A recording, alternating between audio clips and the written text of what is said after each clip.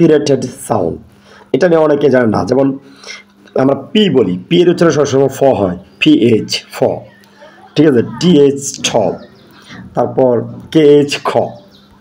যেমন আমরা যখন বলবো পি আই এন, পিন, এটা পিন বলা যাবে না, এটা হচ্ছে ফিন। পির উচ্চারণটা আমরা একটু বললাম না, পিএইচ ফ হয় সাধারণত।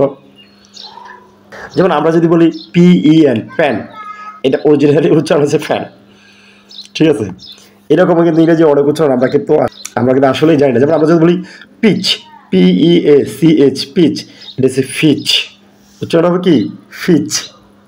আমরা আরও বলতে পারি পেইন, PAIN পেইন, আমরা বলি না পেইন কিলার, ঠিক আছে, এটা হচ্ছে পেইন কিলার। এইভাবে কিন্তু আমরা অনেক উচ্চারণ ঠিক করতে পারি। তাহলে আমরা আজকে 3টে উচ্চারণ ক্লিয়ার করে ফেললাম।